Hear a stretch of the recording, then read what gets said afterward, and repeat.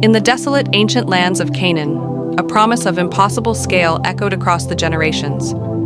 This was the covenant of the Almighty, given to an aging man named Abraham, that his descendants would be more numerous than the stars in the night sky and the sand on the seashore, a promise that through his lineage, all the families of the earth would ultimately find blessing. It was the foundation of his world, the bedrock of his faith. For decades, Abraham and his wife Sarah had waited. They endured the crushing weight of time, the fading of hope, and the human impossibility of their situation. Yet God remained faithful. And so, defying all natural law, a miracle was born. They named him Isaac, meaning laughter. He was the laughter in their home, the beloved son of their old age, the living, breathing proof that the divine word was true. Isaac was the anchor of the covenant, the irreplaceable vessel of their future, and the very fulfillment of God's great, unfolding plan. Abraham loved him with a devotion amplified by the miracle of his birth. Isaac was everything. Then, after a lifetime of following the voice, after years of peace and promise, came the command that was as terrifying as it was absolute. The word of God descended, shattering Abraham's world and demanding the unthinkable. It was a test of faith so profound it seemed to negate the very covenant it was supposed to fulfill. The command was clear, etched into the soul of the patriarch. Take now your son, your only son Isaac, whom you love, and go to the land of Moriah, and offer him there as a burnt offering on one of the mountains of which I shall tell you. The conflict was agonizing. How could the God of life, the same God who promised an innumerable posterity through this very boy, now ask for his destruction? Every human instinct, every tear that threatened to fall, screamed in confused and desperate protest. Yet, Abraham's long-forged faith was deeper than his comprehension. He had learned over a century that his duty was to obey the giver, even when he could not grasp the gift. His trust was not in the earthly outcome, but in the unwavering character of God.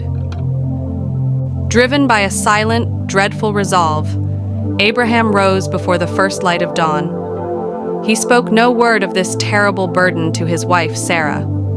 He carried the full weight of the decision in his solitude. For 3 days they journeyed, walking towards the mountains of Moriah. The silence between father and son on that ascent must have been deafening, punctuated only by the scuff of their sandals and the sound of Isaac carrying the wood. Each agonizing step was a testament to Abraham's absolute submission, a deliberate choice to walk toward a fate he dreaded but still trusted.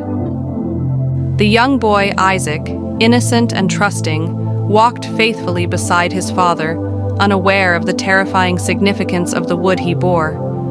It was he who finally broke the profound silence with a simple, childlike question. "My father? Behold the fire and the wood, but where is the lamb for a burnt offering?" Abraham's answer, though rooted in the deepest conviction of his heart, was the hardest sentence he would ever speak. "God will provide for himself the lamb for a burnt offering, my son." He spoke not a prophecy, but a prayer. He spoke not a certainty, but a choice to believe in the provision of the impossible. They finally reached the desolate, sacred summit. With silent, heart-wrenching reverence, Abraham built the altar. It was here, at the literal peak of his devotion, that he bound Isaac, the son of the promise, the anchor of his world, and laid him upon the rough stone altar on the wood he had carried. This was the pinnacle of faith, the ultimate surrender. Abraham raised the knife, his hand steady with resolve, poised to fulfill the terrible command. But in that moment, when the sacrifice was complete in his heart, the bright, transcendent light of divine intervention broke through the clouds. From the very glory of the heavens, a voice, clear, commanding, and powerful, halted the action. Abraham's faith had been proven complete. Abraham looked up, the knife falling uselessly from his hand, his body collapsing with shock and overwhelming relief.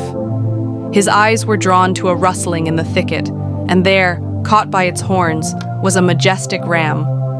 God had not only stopped the sacrifice, but he had immediately provided the replacement. God had indeed provided, demonstrating that the justice of his own holiness and the certainty of his promise would be satisfied not by human action, but by his divine grace and substitution. Abraham named that place forevermore Jehovah-Jireh, which means the Lord will provide. It was on that mountaintop that God reaffirmed his covenant, swearing by himself that Abraham's descendants would be countless, because he had proven his complete devotion by not withholding his only son.